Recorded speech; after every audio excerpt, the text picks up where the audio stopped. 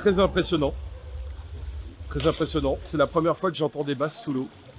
Ou alors, c'est lorsqu'on met des haut-parleurs très très puissants en bord de bassin, et on arrive à ressentir un petit peu les basses, mais ça, c'est du jamais entendu. Et jamais entendu, et jamais vécu, et c'est un grand plaisir. Et c'est une révolution pour moi. Maintenant, il va falloir y aller doucement parce qu'ils ont l'habitude d'entendre des sons de moindre qualité. Donc si on va trop loin, trop vite, ça va déconcerter. En monde de compétition, ça peut déconcerter. En monde loisir, c'est un bonheur. Mais en mode de compétition, c'est trop. Il va falloir les habituer petit à petit. Parce que si on met du son comme ça dans une compétition, ça leur fera plaisir. Mais le contraire va être compliqué. C'est-à-dire, si on met un haut-parleur comme ça dans un club et qu'il se retrouve avec une sonorisation bonne, pardon, comme la mienne, elles vont entendre, mais il y a des compétitions régionales avec des haut-parleurs qui tiennent pas la route. Là, ça va être une catastrophe.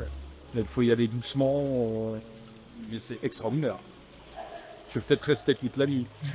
Des mouvements en fait qu'on pourrait faire autre que des postures, mais le but c'est, moi en tout cas dans mon approche, c'est que les personnes viennent se connecter à leur corps. Et en fait ici, comme tout devient léger, avec des musiques bien spécifiques, en sollicitant des musiques qui viennent travailler autour des chakras, mais ça serait extraordinaire en fait. Des libérations qui pourraient se faire et tout, c'est assez puissant. Parce que les personnes, elles se laissent aller généralement dans l'eau.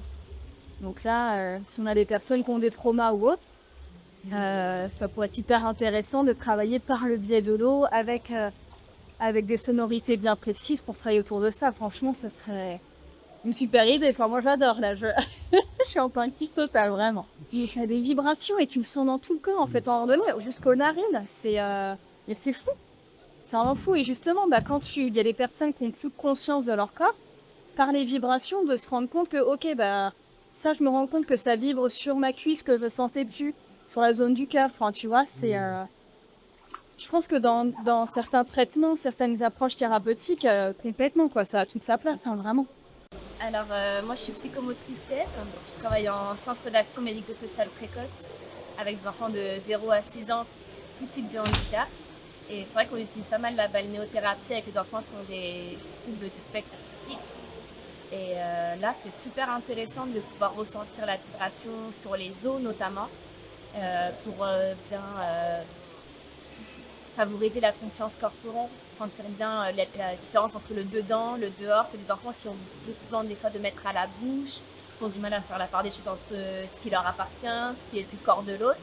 Donc là, de ressentir ces vibrations qui vont venir, comme on dit, donner vraiment un peu de la contenance, donner un petit peu des repères sur les limites de leur corps, ça pourrait être super intéressant.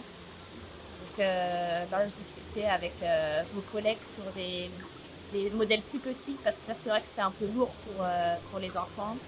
Et comme ça, ils pourraient eux-mêmes se le mettre autour d'eux pour bien sentir leur contour, par exemple. Donc ce serait un outil super intéressant.